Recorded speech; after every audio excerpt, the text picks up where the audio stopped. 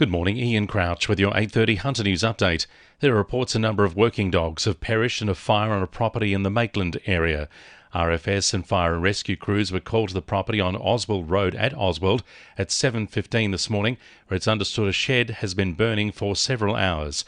Newcastle Fire Command says it's believed 2 or 3 dogs have died in the blaze, and a number of others have been removed from the building and are receiving medical attention. The shed has been destroyed in the fire, however the cause of the blaze has not yet been determined.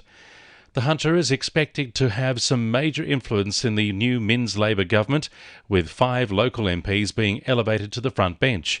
Newcastle's Tim Crackenthorpe is the new Minister for the Hunter and retains his previous shadow portfolios of skills, TAFE and tertiary education. Swansea's Yasmin Catley is the new Minister for Police and Counter-Terrorism, while Maitland's Jenny Aitchison, Charlestown's Jodie Harrison and Port Stephens MP Kate Washington have also been given a seat in Cabinet. Lake Macquarie Independent Greg Piper is widely tipped to become the Speaker. Strikeforce detectives investigating the shooting death of a Hamilton South man last year have seized a number of firearms following a series of raids in the past week. 57-year-old Tony Nugent was shot in the chest when he answered the door to his Fowler Street unit on September 6.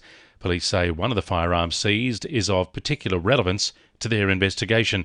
Detectives won't speculate on the motive for the murder, but say it was a targeted attack.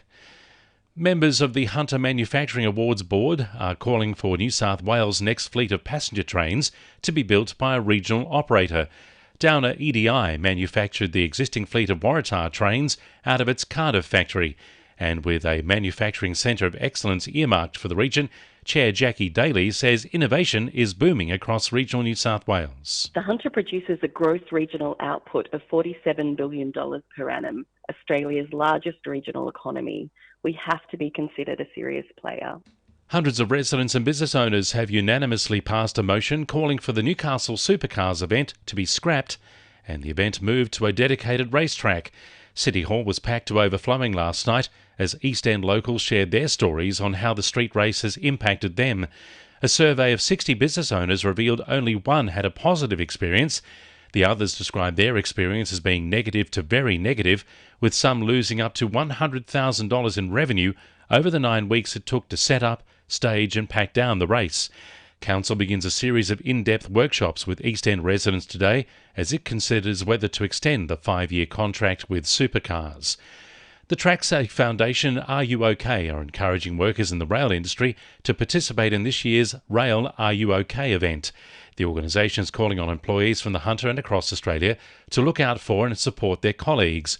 Stakeholder Communications Manager for TrackSafe Foundation, Hope Steele, says workplace challenges facing rail workers can affect their mental health. So there's a range of different roles in the rail industry that can be quite challenging. So the types of work include working away from home for long periods. It might be shift work, it might be sedentary work or isolated work. 2NURFM Sport. Newcastle Jets coach Arthur Papas is still positive about the club's chances of making the A-League top 6. He says they're still in the title picture despite conceding a goal in the dying stages of their 1-1 draw against Melbourne City. With only 5 points separating first place Sydney and last place Brisbane, Papas is confident the Jets can move into the playoffs with a couple of solid wins. NRL Women's defending champions, the Newcastle Knights, have lost another key player after the departure of Romy Teitzel to the Brisbane Broncos. The former skipper is the latest to leave the club after Bobby Law signed with St George Illawarra and grand final skipper Millie Boyle joined the Sydney Roosters. And the North Stars have signed Wahhabi Daj for the 2023 season ahead of their premiership push. Daj was part of the Canberra side which crushed Newcastle's championship dreams last season. Coach Gary Dawes says the signing has been massive and they're pleased to have him. And the winning numbers in Monday Lotto are 8, 14, 18, 19, 35 and 43, and the supplementaries are 25 and 28. And now you're up to date with the latest 2NURFM Hunter News.